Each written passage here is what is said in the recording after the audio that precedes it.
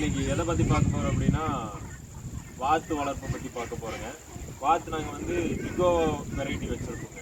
இகோ variety வச்சு பண்ணுறோம். ஒரு 5 சென்ட்டில் பண்ணிகிட்ருக்கோங்க. ஒரு 5 சென்ட்டில் வாத்து பண்ண வச்சுருக்கோங்க.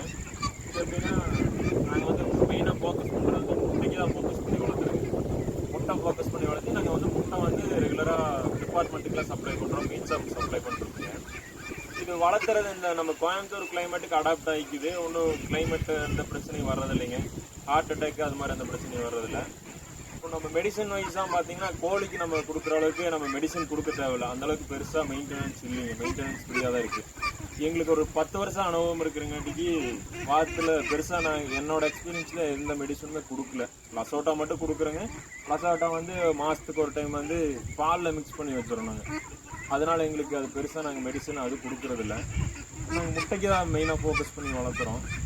அப்புறம் இந்த வயசானதுக்கப்புறம் நாங்கள் இதை வந்து கல் பண்ணுறோங்க. கேரளாவுக்கு வந்து ஒட்டுக்கா நாங்கள் லோட் பண்ணிடுறோம். கேரளா கஸ்டமருக்கு ரெகுலர் கஸ்டமர் இருக்காங்க, அவங்களுக்கு நாங்கள் கேரளாவுக்கு லோட் பண்ணிடுறோம்.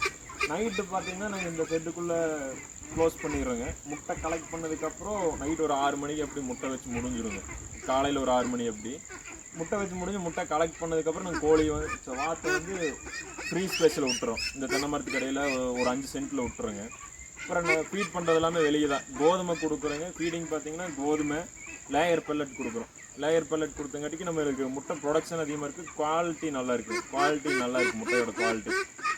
அதனால் நாங்கள் லேயர் பெல்லட் கொடுக்குறோங்க. இப்போது அதனால் எங்களுக்கு ஓகேவாக தான் இருக்குங்க. மார்க்கெட்டிங் மட்டும் நல்லா பண்ணிட்டோம் அப்படின்னா வாத்து வந்து ஒரு சக்ஸஸ்ஃபுல்லாக தான் பிஸ்னஸ் இருக்குதுங்க.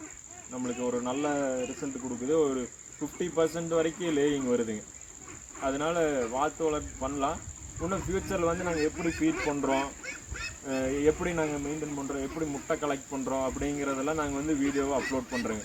அப்லோட் பண்ணால் உங்களுக்கு யாராவது பண்ணுறவங்க இதில் ஏதாவது டவுட் இருந்தாலுமே எனக்கு கால் பண்ணுங்கள். நான் வந்து எக்ஸ்பிளைன் பண்ணுறேன். மார்க்கெட்டிங் எப்படி பண்ணுறது, என்ன என்கொயரி இருந்தாலும் கூப்பிடுங்க.